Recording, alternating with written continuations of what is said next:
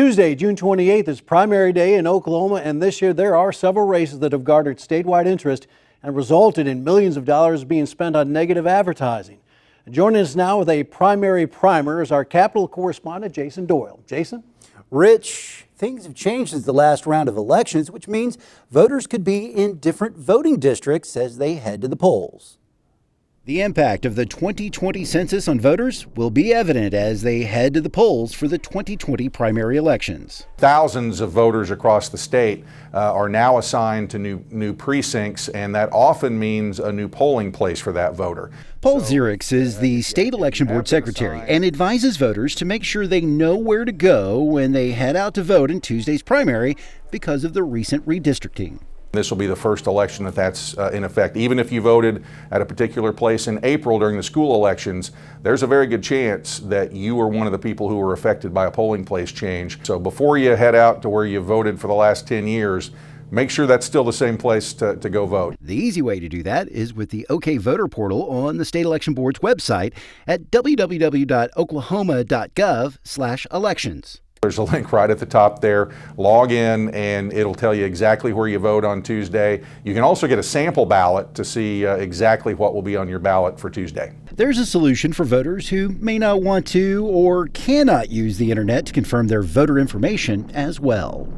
If you don't want to do that, if you call your county election board, they'll look you up and tell you exactly where to vote on Tuesday. By the way, early in-person voting started on Thursday. The last day of early voting is Saturday from 8 a.m. to 2 p.m. In most cases, that's at your county election board office, but it's different in some counties. There will be primaries for federal and state elective seats for the Republicans and Democrats. However, the Libertarians do not have a primary this year.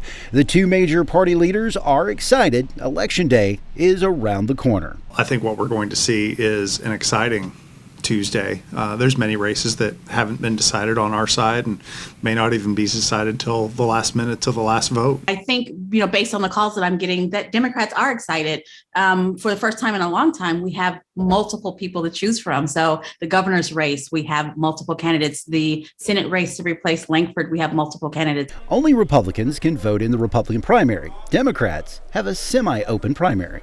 We've opened our primary somewhat. We allow independents to also cast their votes. And so if you're an independent with a right-leaning slant, you don't get to vote until November. If you want to vote for the Democrat, you have an opportunity. Republican Party Chairman A.J. Ferrati feels the Attorney General's primary should be a good race to the finish. The Attorney General's race is going to be an exciting race. As many people might recall, that one came down to about 217 vote difference between Mike Hunter and Gentner Drummond last time. I wouldn't be surprised at all if we have a similar issue in this upcoming election on Tuesday. Democratic Party Chairwoman Alicia Andrews points to the potential for Democrats in the governor's race. We have Connie Johnson, former Senator Connie Johnson, who served in the legislature her full term. She's remained involved in the party, and she's a longtime progressive Democrat. Then we have Joy Hoffmeister, who is a current superintendent of public instruction, our only Democrat statewide position holder. She recently changed to the Democratic Party. The races to fill the unexpired term of retiring Senator Jim Inhofe and the Congressional District 2 open seat in eastern Oklahoma are crowded nomination races, which will likely go to a runoff. Obviously, there's so much noise from all of the other races in the state. But how do you keep track of 11 different candidates in the Senate race, in the CD2 race? And so I think that it's going to be hard to figure out who comes out of those at the end of the day. A runoff is necessary when no candidate gets more than 50% of the vote in the primary. The top two candidates move forward to the runoff in August, which Ferrati says provides an opportunity for the frontrunners. That's going to be a point when they're actually going to have to introduce themselves to people, because even though they came out of the primary, there was an election, obviously.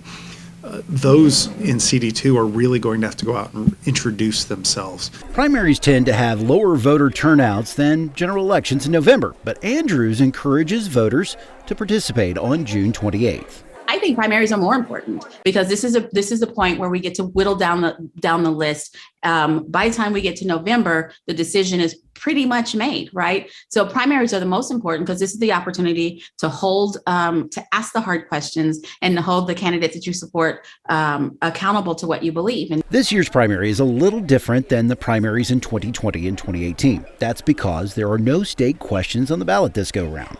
However, Election Board Secretary Paul Zierix believes voters will still make their voices heard.